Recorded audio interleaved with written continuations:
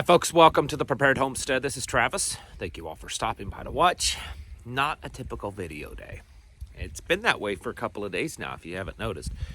Just been really busy. This weather coming in, doing a lot of community things. That's what I've been busy doing this morning. So I haven't had the time to do the normal research and the normal kind of planning for a video. It's okay. It'll get back to normal eventually. I just got home a little bit ago and I'm leaving here in about an hour to go do a few other things. So that's just how it goes. Some stuff you just don't need to plan for because you know what's happening. I guess Zelensky is at the White House today, maybe right now as we speak. I don't know. He's gotta go get his billions more. It seems like that we're getting ready to send him that. About $47 billion from what I'm seeing with this big omnibus spending bill, on top of the billions that we've already sent.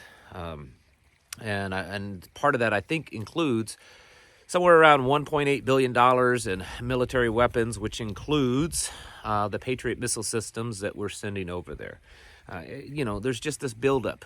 Looks like Russia is building up for a new offense because it's wintertime, and that's what Russians do in the wintertime is they like to fight wars because they're good at it in the wintertime. We haven't had any experience in winter warfare in a very, very long time. And it's just not been something that we've done a whole lot of training for. So if we got ourselves involved in this winter, it's going to be kind of struggling. I mean, we haven't done any kind of equipment much for that kind of stuff. I've talked to soldiers that's been in the last few years, and they said that, when they have done any kind of training, cold weather training, that their gear just kind of stinks. I talked to one that can't remember if he was up in Alaska or South Korea or something in the cold winter, and they were doing some training, and they couldn't get anything to function. So if that's true across the board, we're going to be hurting if we have to get involved. Anyways, let's bring this back home because that's not all what I wanted to talk about today. I talk about the weather. Hold on just a second. Midday coffee break, okay? So the weather, right? It's bad. It's going to get bad. A lot of people, we've been talking about that. I was looking at the little bit of time that I had to look. The Commodity Weather Group, had to look them up, didn't know what it is. I guess it's one of these kind of weather organizations, but they focus on how the weather affects crops. And they are putting out a warning that this big weather, storm that's coming, this cold weather, could potentially destroy up to 20% of the winter wheat crop because it's so early in the year. This kind of cold isn't that abnormal for certain parts of the country that's going to be getting it. But they don't typically get it till later on in January or February. And, here we are before the end of December, and we're going to be seeing some negative temperatures in a lot of the country. And so that's not a good thing. We're already, food and crop stuff. I mean, there's been certain parts of the agricultural world over the last year or two that's done pretty good, but lots of areas haven't. And the shortages are most likely continue. I've seen so many experts say that this next year's fertilizer prices are probably just going to be worse and shortages. And then so now we add one more thing to it. Is if it happens, if 20% of the wheat gets destroyed, is that going to be the final straw? No, probably not. But it's definitely going to add to the load that poor old camel's got on its back right now. Which brings me to that we need to continue working on food. I know many of you have been stocking up on food for months, maybe years. Now is not the time to say you've got enough. Now is not the time to back off. What I tell people, because I've had people ask this, well, okay, let's say we get a 2-year food supply. We have everything we need that we think we need. What do we do then? Do we just stop?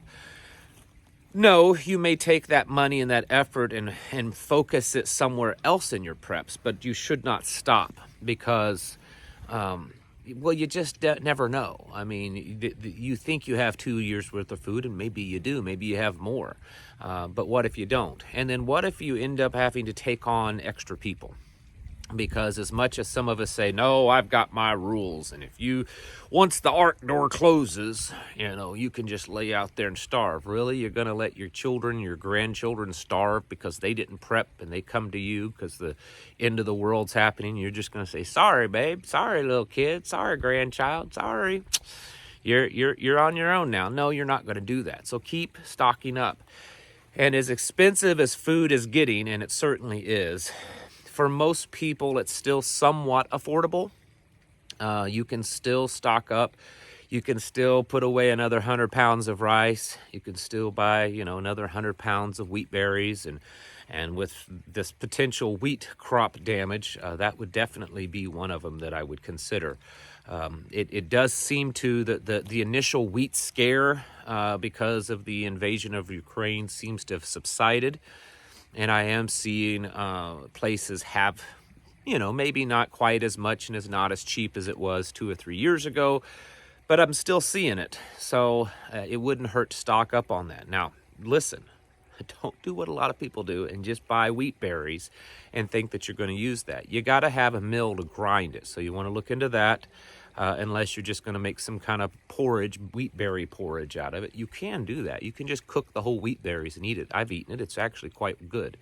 But you're going to need a mill. You're going to need to stock up on other things because, folks, like I said this morning, it's getting to that time. And you don't have a lot of time left. I'm not saying it's going to happen tomorrow or next week or next month. But every day that passes, it's just closer to that time, right? That's just how it is. And don't worry about these people that are constantly telling you that you're crazy, that it's just normal, that you've got your tinfoil hat on too much. If there are people still doing that, go ahead, pray for them.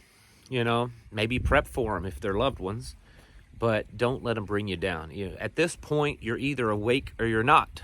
You either understand what's happening or you don't. And maybe some of those people never will. We don't want to think about that because a lot of the people that I'm speaking of are, close friends and family. They're loved ones. We don't want to think about that there's people that we love and that mean a lot to us that just aren't going to get it ever.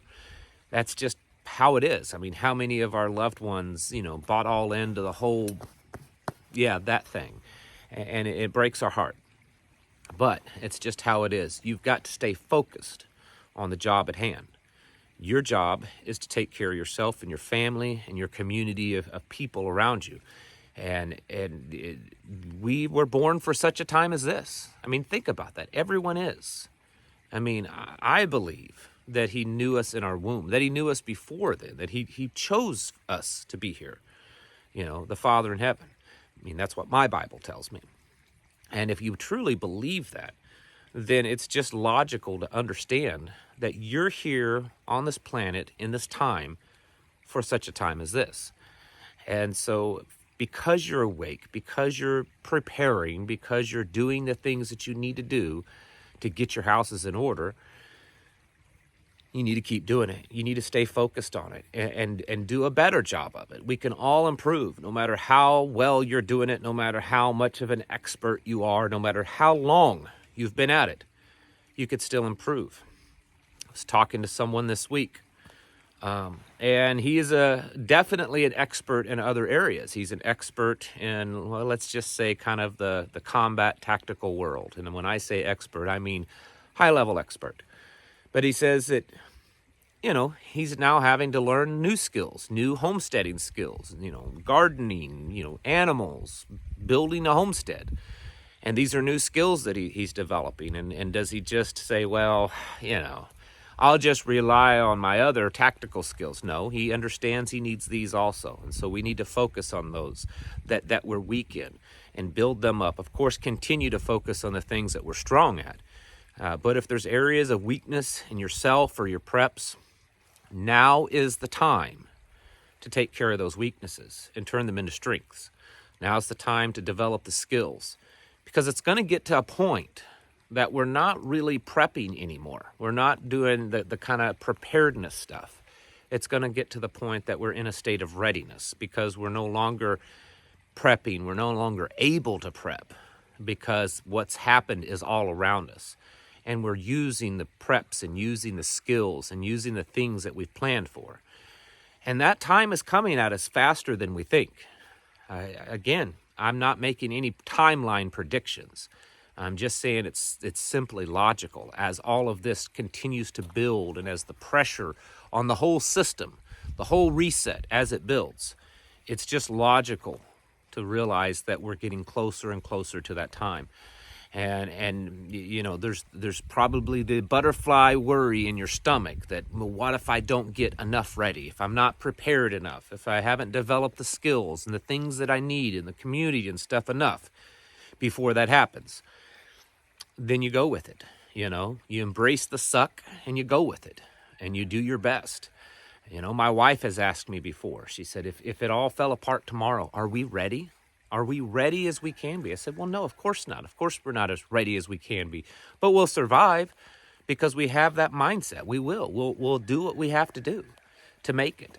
And so that's what many of you need to be doing, is realizing that you need to push as hard as you can, as much as you can, to get yourselves prepared, as much food, as much medical, water supply, solid, defense tools and training solid, communications solid, all the intricate parts that keeps all that moving and functioning, your homestead and your life, as solid as you can make it, and you keep pushing forward, and then also realizing that at any moment, if it all falls apart, and if you're not as solid as you think you should be, you'll still survive, you'll still push through. And so that's what we have to do, regardless of where you're at. That's the mindset part that I talk about, that warrior mindset, that no matter what happens, that you're going to survive. Humans have gone through things throughout history way worse than what you're probably enduring right now. I'm not downplaying any of you that are going through tough times. I'm just saying that there's plenty of stories in history of people that have survived things that you cannot imagine surviving. And they survived it. They lived to tell that story. So what that means is that we as people are capable of enduring great, great hardships, and we can make it through it. Your preps aren't the thing that guarantees you make it through those hardships. You can do that without your preps. Your preps are the things that makes those hardships a little bit easier to swallow. Okay, that's all that is. And so you want to be as prepared as you can, but you want to have the mind ready. You want to have your body ready. You want to have the psychological kind of training that you are capable of enduring some pretty rough times and seeing and experiencing some horrific things, because those things could be in our future. Don't give up. Don't think that you can't handle it, because when you start thinking those thoughts, you've already lost the battle. The battle is always in your mind first. And so continue pushing forward, continue getting ready as quick as you can and as efficient as you can, because we don't know when things will turn really bad really quick. We know it's going down that hill. We just don't know when. And so folks, continue getting your houses in order, continue prepping, continue stocking up, continue getting your skills developed and learning new things and building your community and meeting new people and making sure that your family is taken care of and your homestead is taken care of. These things that happen, like this cold weather coming, to me, it's just nothing but another training experience. It's just something for me to train, to put my skills and my preps and our ability to survive rough times to the test. And so continue doing that with the things that you're going through, because as bad as it is in your life, I assure you it could be a lot worse. And that's what we're preparing for those really bad times, because they could just be around the corner. Folks, get your houses in order. Prepare yourselves mentally, physically, and spiritually. Thank you for watching, and I'll catch you in the next video.